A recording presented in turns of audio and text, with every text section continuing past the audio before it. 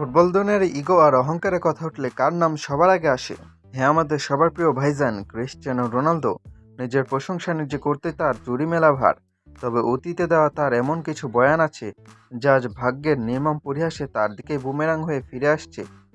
বিশেষ করে বার্সেলোনা কিংবদন্তি জাভি হার্নান্দেজকে দেওয়া তার সে বিখ্যাত ব্যালন ডি'অর খোঁটা আর কাতার লিগের ট্রল। আজকে আমরা টাইম মেশিনে করে একটু অতীতে যাব এবং ভাইজানের সেই অহংকারের বেলুন কিভাবে সময়ের ব্যবধানে পাংচার হয়ে গেল তার এক চরম ফানি ময়নাতদন্ত করব। আজকে CR7 ভক্তদের জন্য একটু কষ্ট লাগতে পারে। গল্পটা 2016 সালে বার্সেলোনা ছেড়ে দিয়ে তখন কাতার লিগে খেলতেন মিডফিল্ডের জাদুকর জাভি হার্নান্দেজ। এক ইন্টারভিউতে তিনি ক্রিস্টিয়ানো রোনালদোকে নিয়ে এক চরম সত্য কথা বলে দিলেন। জাভি বললেন, রোনালদো নিঃসন্দেহে একজন এলিট ফুটবলার, কিন্তু তার কপালটাই খারাপ যে তিনি লিওনেল মেসির যুগে জন্মগ্রহণ করেছেন।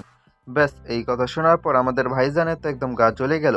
চুলকানি এমন লেভেলে পৌঁছালো যে তিনি লাইভে এসে জাভিকে ধুয়ে দেওয়ার চেষ্টা করলেন। রোনালদো অহংকার করে বললেন, আমি হলাম ইন্টারনেটের সবচেয়ে বেশি সার্চ করা প্লেয়ার।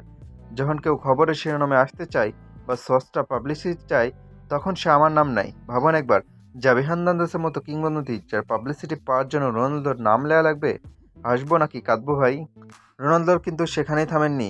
তিনি জাভিকে আরও বড় ট্রল করে বলেছিলেন, জাভি তো এখন কাতার লিগে খেলে, ওর তো বিশ্ব ফুটবলে এখন কোনো পাত্তাই নাই। ও স্পেনের হয়ে বিশ্বকাপ জিতেছে, ইউরো জিতেছে, সব ঠিক আছে, কিন্তু ও নিজের জীবনে একটাও ব্যালন ডি'অর জিততে পারে নাই। আমি ইতিমধ্যে 3টা ব্যালন ডি'অর জিতে বসে আছি। ওয়াও ভাইজান ওয়াও! আমরা সবাই জানি ফুটবল দুনিয়ায় মাঝমাঠের মিডফিল্ডার আর ডিফেন্ডাররা বরাবরই গোল স্কোরারদের চেয়ে অবহেলিত থাকে। তারা পুরো খেলা তৈরি করে দিলেও ব্যালন ডি'অরের বাজারে তাদের দাম কম।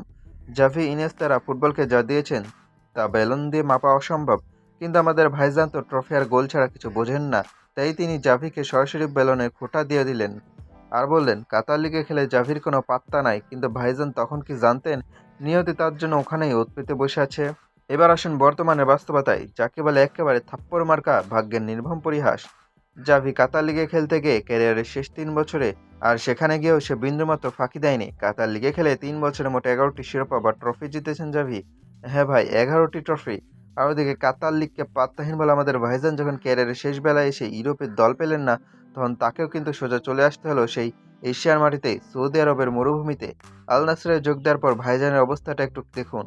সেই যে সৌদি আরবে গেলেন, একটি মাত্র অফিসিয়াল শিরোপা জিততেই ভাইজানের পাক্কা 3 বছর লেগে গেল।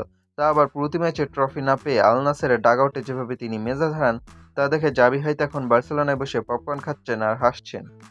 যাকে একসময় কাতার লিগে খেলার জন্য পাত্তা দিতে চাননি রোনালদো, আজ সৌদি লিগে এসে একটা ট্রফির জন্য ভাইজানের যান কয়লা হয়ে যাচ্ছে। একেই বলে অহংকার পতনের মূল আর ফুটবলের চিরন্তন ট্র্যাজেডি।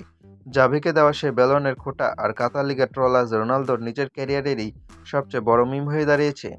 আপনাদের কি মনে হয়, জাভিকে নিয়ে রোনালদোর সে মন্তব্য কি তার ক্যারিয়ারের সবচেয়ে বড় ভুল? সৌদি লিগে এসে ভাইজানের এই ট্রফি খরা দেখে আপনাদের কেমন লাগছে?